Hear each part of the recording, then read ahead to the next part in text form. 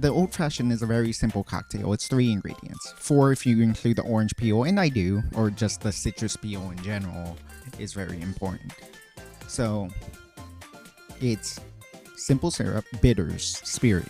Usually that would be like whatever fancy syrup you want. Like, it can be a basic simple syrup, or you can use a fancier syrup, like syrup matters here. Usually Angostura bitters, which are just lovely, very universal, very good, very iconic. And then the spirit would usually be whiskey.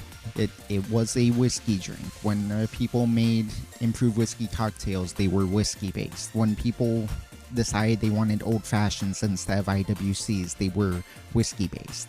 And so the drink is usually a whiskey drink. For me, a half ounce of simple syrup, and the amount of syrup you use is very negotiable here. If you like yours more sweet, you can add more. If you like yours less sweet, you can always add less. So my simple syrup is 2-to-1, and as I've mentioned all the time, you should only ever make your simple syrup 2-to-1. Why? Because it's shelf staple. My simple syrup has been out here unrefrigerated for months. It still tastes the same as it was freshly made. It is completely shelf stable because it's actually too sugary for bacteria. It is toxic to anything that could possibly live in it. I want to not muddy the process a little bit, so I do want to make it as basic as possible with regular simple syrup. This is a good place to add your own flair to it. I like using a nice rich demerara syrup, which is like, I'm not actually sure what demerara is. It's not brown sugar. It's like a brown sugary thing. It's a brown sugar, but it's not brown sugar. Brown sugar is regular sugar with maple syrup in it. Like, demerara is its own thing, and it's very rich and it's very flavorful. I really like demerara, and it adds a sort of richness, a little boldness to your old fashions that is hard for me to explain, but it's really good.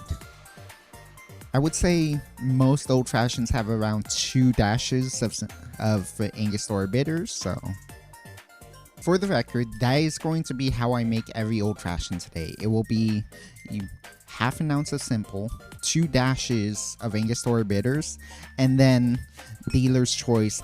For normal whiskey old fashioned, we will be doing Old Grandad. It is great clean. It is just great neat, I think is the term, when you drink it without ice. It's like the optimal version of like the standard bourbon, I think, because it's like a lot of bourbons, the way you make it, it's like it's largely there is a lot of similarities to how other ones are made, but like cheaper versions of what is made with Old Grandad, it still tastes pretty good, but then Old Grandad is the best version of it. So it's like whatever you think of as like the most C plus tier, Old Grandad is the best version of that, and it makes it like an A- just because it's so good at everything. It's like very accessible, relatively basic flavors, but like so good and plenty of complexity that it makes it great. 2 ounces of our lovely Old Grandad bourbon, and then simply stir. Then whenever you use that, you should do it relatively close to the thing. I should try to do it over, but I'm not confident in doing that. You want to squeeze the oils onto your drink, and then of course it's nice to rim the glass with it and just drop it in there so that it can continue leaching the oils. It's very it matters. It really matters. So you would be surprised how much it matters. It seems like so little, but it actually adds so much. When I was early on in making cocktails, and the old fashioned is such an easy drink that it's a great one to practice on, I made one without the orange peel. I just forgot to add it, and I was like, okay, this one was okay. I added the orange peel, and it suddenly like popped off. It was so good. You can't go wrong with an old fashioned. It's a little bit of a funny thing because it's like, why would this be good? It's like, I always consider it like wood candy, because like bourbon often whiskey in general usually takes on the flavor of the wood that it was aged in the barrel. And so like it's got that woody, just kind of peanutty, kind of like, because I'm using normal simple here too, there's not much to say about anything else other than the whiskey. I don't know what barrels they use, but you can taste the wood on it. You can taste like there's like a little bit of fruitiness to it. That is the key to an old fashioned, is that, and this is what blew my mind the first time I made an old fashioned, is that you make it with a basic simple syrup. You make it with the Angostura bitters, which, while a powerful flavor, is like a very distinct flavor. So you can separate it from the whiskey. And then the whiskey itself, and then you just realize how complex this whiskey is. You might not be able to understand it yet, but you will taste every individual flavor, every individual note within an old fashioned. And so even if you don't understand all the flavors yet, you will notice them. So that was the whiskey old fashioned. I'm in big danger of finishing this because it's so good. But I did want to try other old fashions. Actually, I wanted to tell the story about. I might as well enjoy this in case I don't enjoy the other ones as well. The fun story about the old fashioned is that despite its simplicity, despite its name, it is not the first iteration. It is in fact the last iteration of a whiskey cocktail. So before Jerry Thomas, no one really bothered to write down recipes. Bartending had been an art for a while, but there wasn't really any cocktail books before Jerry Thomas, who is essentially the first legendary bartender.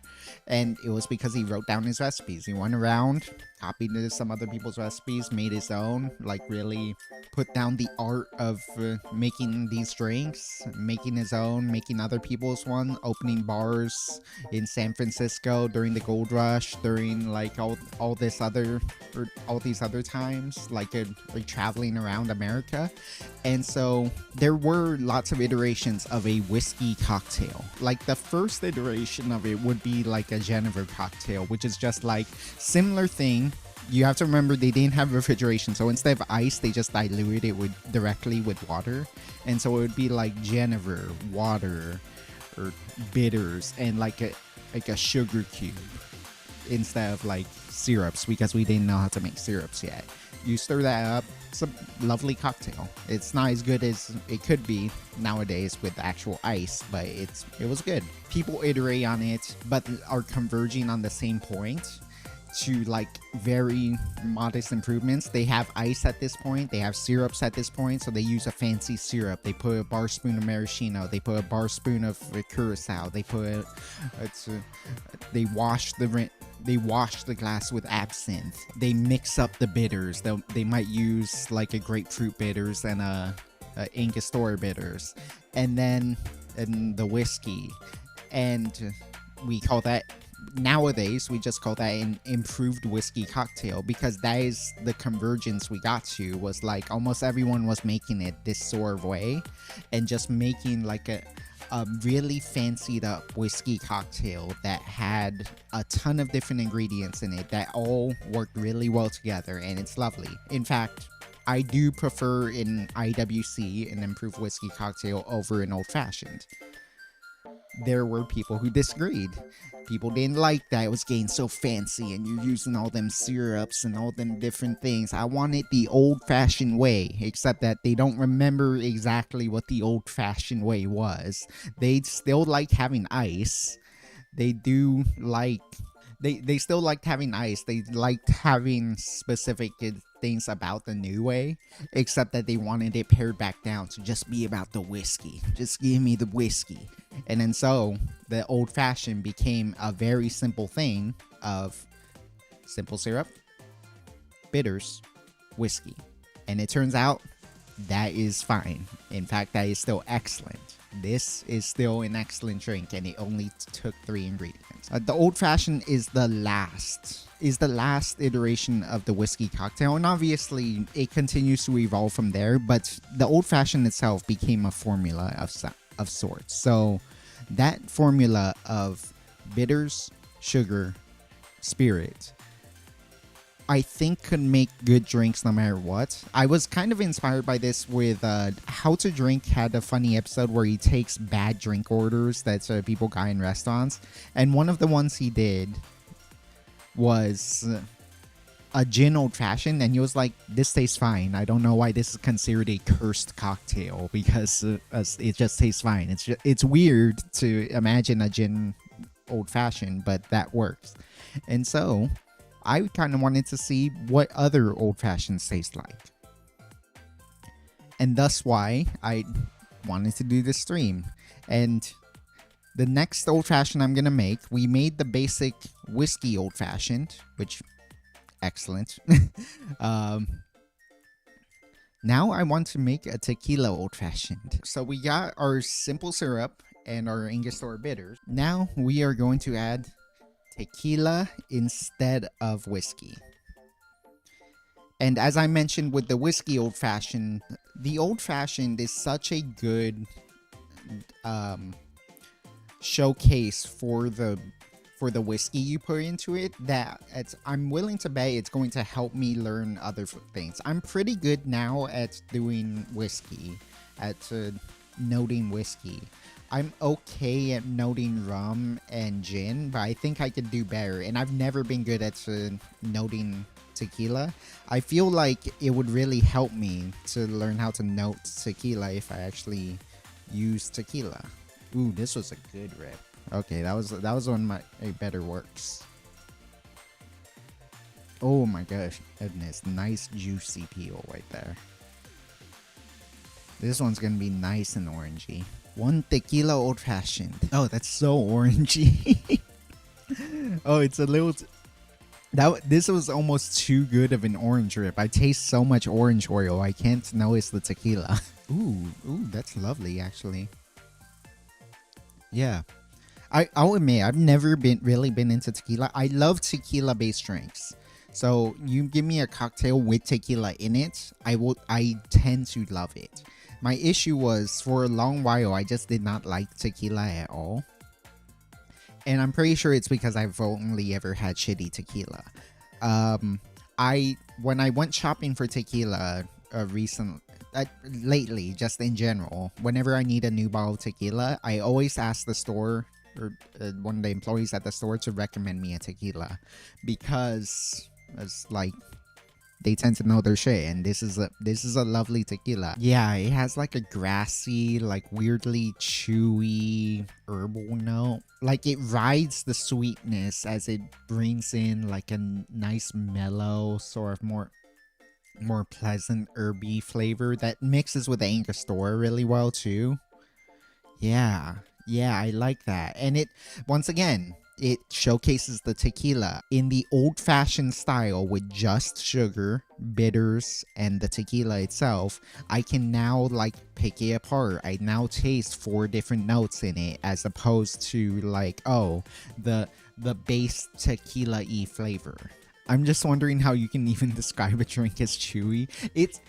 It's weird because it's sort of like it kind of feels like at the beginning you're biting into like a cactus. Is the way it felt like to me, is the way I would describe it. Is like it tastes like how like aloe kind of smells, where it's like, okay, you imagine if you just bit down on a cactus and like let the juices flow into your mouth. That's why one of my first senses when drinking this was chewy. I drink it and it feels kind of thick. Like the first 2 like tequila-y notes are really thick on your tongue, and so it almost feels like halfway to a solid. And then it like mellows out very quickly as it like rolls down your tongue into your throat, and like has a really pleasant aftertaste. So it's like really strong up front, but then like really mellow as it goes down. Yeah, grassy, kind of herbal, kind of like a weird sweetness, and then it like mellows out into another herb at the end. Like that's probably the Angostura going down. Like that's really, I like this a lot. And once again, it just shows the power of the the old fashioned. It really teaches you about drink. The thing about, and this is another like lesson to be learned with the old fashioned and just mixology in general, as to why you add simple syrup. Remember how in the Valhalla, remember in the Valhalla streams where I was complaining about, man, this needs simple syrup to balance it out. It needs simple syrup to balance it out. It needs simple syrup to balance it out. Remember how I kept saying that about a lot of drinks? It's true. Like the simple syrup in a drink, in a cocktail, is like a pinch of salt in your food, in your cooking. Like when you're cooking spaghetti, or if you're cooking literally anything, if you're cooking anything and you forget to put the pinch of salt, it can feel like flat. It can feel like it's missing something. It feels like it's like the flavors aren't coming together well, and it's because the salt is like bringing out the other flavors to then incorporate with other flavors. And that's true of cocktails, except with sugar. Like if you put a little bit of sugar in there, if you put a little bit of sweetness in there, and you can adjust it all you like. I'm putting a ½ ounce of simple syrup. You can put less if you don't like it that sweet. You can put more if you're not used to it yet. When I used to make old fashions, I put a full ounce in there because I still wasn't good enough to like fight past the burn of alcohol, the alcohol burn. And so like that sugar helps moderate the rest of the drink so that you can actually effectively taste the rest of the drink, as opposed to it just tasting like fire and burning. I'm curious if bitters are mandatory for all this stuff or not. I would say it's definitely mandatory for an old fashioned, because so if the sugar is the salt, then the distilled bitters is the pepper. Like it adds that flavor. It adds a little bit of bite to it, but it's not the amount you're putting in is like a teaspoon at most, because you're only dashing them. You put 2 dashes of that stuff, you're like putting a small, you're putting like half of a spoonful in. So it's like, this is a very powerful flavor, but it's also, you're putting so little in that it can't be the main feature. It helps it supplements it. You need it to help bring out and mesh with other flavors, but also it's like, it's not gonna take anything over. And besides that, these are delicious. Like, I love finger store bitters. I can make a drink that is base bitters. There are drinks where you put a full ounce of this stuff into drinks, and it's lovely. Tanqueray London Dry Gin. Cheers. Gin Old Fashioned, which is the least cursed cocktail that's Greg tried. Oh, yeah, that's hella good. Oh, no shot. Why was this ever on a cursed cocktails list? This is good. Oh, my goodness, this is good. Yeah, why was this ever on a cursed cocktail list? Whoever put this on the cursed cocktail list just never heard of an old fashioned. This is so good. This is like unironically like on par with... Well, actually, that doesn't actually add up. It's literally on par with a whiskey old fashioned. And whiskeys, when you say old fashioned, people think whiskey. People should think gin too. This is so good. Like I said, historically, so you go back on whiskey cocktails. The first one was a Genever cocktail. Genever's closer to gin than it is whiskey, so it kind of makes sense actually. Like whiskey, gin, bitters, like that. There was no way this was going to be bad. There was 0% chance this was going to be bad, and it turns out it's great. Holy moly, this is this is excellent. I should try to describe the flavors. Hold on. Yeah, you get the floral note up front mixed with the ango. You get like a bitter ride through like the other herbs. A lot of the spices, the herbs. Yeah, it's just a non-stop flow of just like a beautiful meld of the floral and spicy notes of the gin with like the biting bitter flavor of the Ingo just all throughout the flavor process. And it's like a different walk. So like as you're taking the walk, it's like floral, herb I can't describe, herb I can't describe, herb I can't describe, herb I can't describe, with like the bitters standing alongside it in tandem in a really pleasant way. This is just good. This is just an excellent drink. If I was doing a tier list, this is easily S tier. Like whiskey old fashioned S tier, this S tier, that A tier. I'm not doing a tier list because I expect all of these to be good. Man, I can't stop drinking this.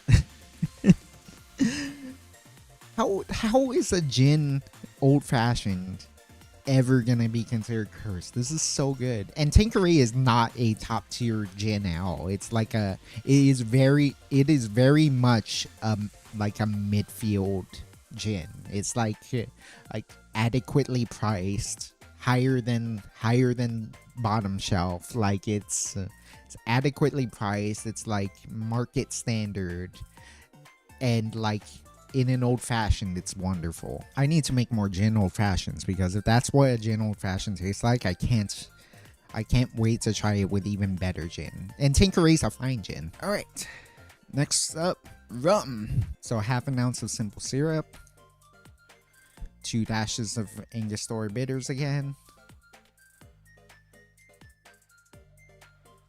and I knew from the start which rum I wanted to do. Rum is extremely diverse. I can do a whole episode on rum alone. I do want to do what that is all blank the same at some point, and the rum episode is going to be really telling, because rum, like, what the definition of rum is so broad that like there's a reason why like every country has its own kind of rum basically, and they can be vastly different. So I could have done this episode and it was just about rum. I could do like any episode I do that's about rum, I can do about any kind of rum. So it's it's really that diverse. And so I knew which rum I was gonna go for today. Smith & Ross, my favorite kind of rum. It is Jamaican rum, and it is a particularly what we call funky rum. It is a particularly funky rum, because a key thing about Jamaican rum, I'm pretty sure it's pot stilled. It's the way it's stilled, and it generally, a lot of Jamaican style rums have this weird sort of like, and this sounds weird to say, is wine banana aftertaste, and that sounds bad, but it's actually pleasant. Like it is a really bizarre like sort of aftertaste that is like weird but in a good way type of flavors. And then like Smith & Cross is like particularly strong with that like weird banana flavor, and so I love it so much. Anytime I'm unclear which rum I want to use, I'm always going to use Smith & Cross, because it's just a powerfully good rum. Yeah, this is gonna taste weird in the best way possible. I can feel it. Ooh, another good juicy pull right there. I'm glad I bought these fresh oranges. These have been, genuinely, unironically, these have been the best orange rips I've gotten in my entire thing, because my oranges aren't usually this fresh. I literally bought these just today, just for this episode. Okay, rum old fashioned, with specifically a Jamaican rum, because there's so many different kinds of rum. Won't lie, I didn't enjoy this as much as other ones, but it's mostly because anything you make with rum is usually a maximalist drink. So the old fashioned is very much a minimalist drink. It's, as we mentioned, very simple syrup, bitters, spirit. Only 3 ingredients.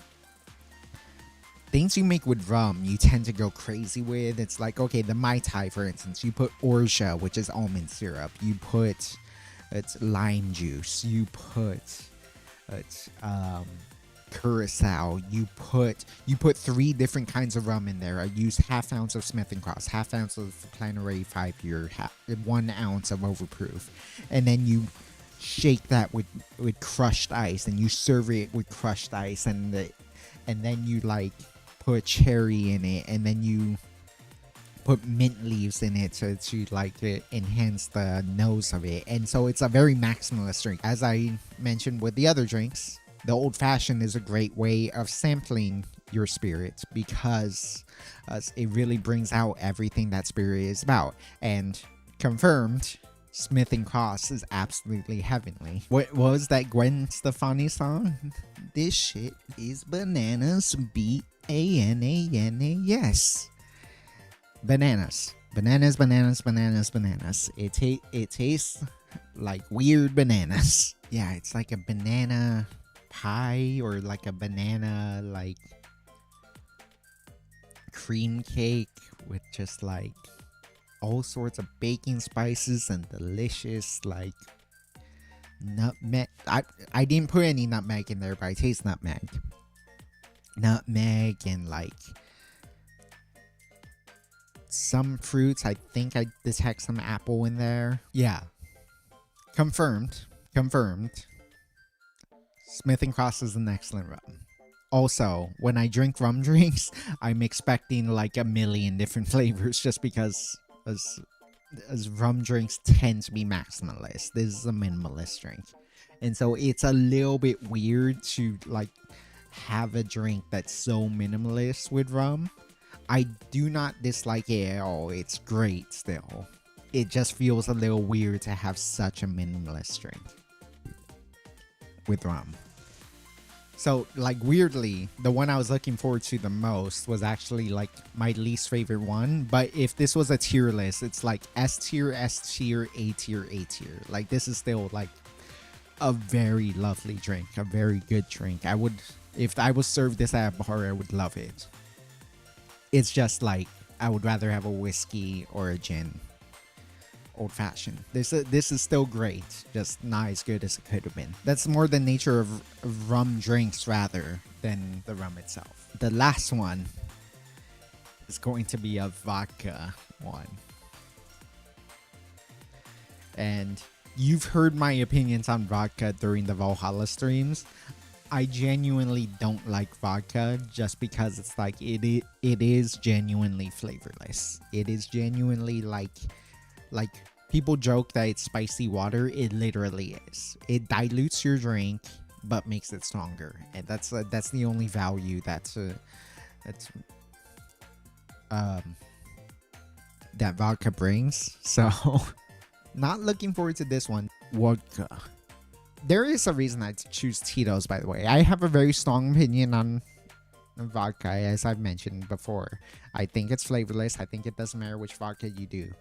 The issue, and I've noticed this myself with the various vodkas I've tried, is that they don't taste significantly different enough to matter. Here goes nothing. It's an old fashioned. It won't taste bad, but I guarantee I'm gonna be disappointed.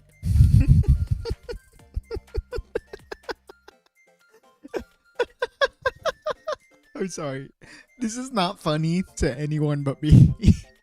This is not funny to anyone but me. But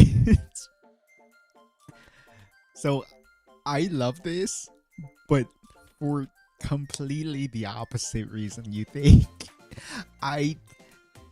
It is exactly as expected. I cannot taste the vodka at all. But I love the taste of Angostura bitters. The thing that I said about old fashions way at the beginning with the whiskey old fashioned is that it's a very good vehicle for helping you separate the flavors of the spirit you make. Really get to know the spirit you put into it, because with a basic simple syrup and the Angostura bitters, the spirit is straightforward. The spirit is very much the front and center of telling you what the characteristics of that flavor is. The vodka is so flavorless that what it actually ends up doing is highlighting the bitters. I love Angostura bitters, therefore I love this drink. However, this is a bad drink because all I've done is spike some Angostura bitters. It's so good because it's a bitters drink. It is a bitters old fashioned as opposed to like anything else, except like that just proves how flavorless vodka is. I love it because it just tastes like Angostura bitters. That's all it tastes like. It tastes like sweet Angostura bitters. And you get the full brunt of what Angostura bitters taste like. I do not taste anything about the vodka because vodka is flavorless. And it proves my point about vodka. Even though the old fashioned is supposed to be a drink that emphasizes the spirit. I'm sorry, this is not funny to anyone else, but I just find this drink so hilarious because it's so damning to vodka. I've never really liked vodka, and this by making a drink I love so much, it proves how much I dislike vodka. Oh shit, I forgot to put the orange peel. I guarantee it barely will have changed anything. In fact, I could make another one with the orange peel, but I almost feel like it wouldn't change anything. It would taste like orange peel and the bitters, which would be lovely. It would enhance it, but it wouldn't enhance the vodka at all because there's nothing to enhance. Oh my goodness, I'm about to finish the vodka old fashioned before everything else. Because I just love the taste of the Angostura bitters so much. Except that I literally hate vodka.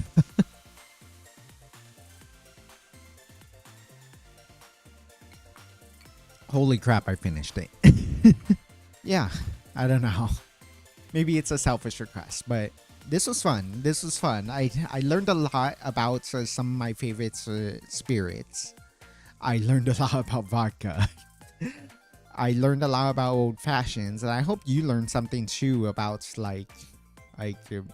the old fashioned in general. It really is a fascinating history. It really is a fascinating drink, despite being so simple. This is why the old fashioned is always the first cocktail that most people make, is because it's so simple and it's so delicious. It's so simple, it's so delicious, and it's so good at teaching you about the spirit.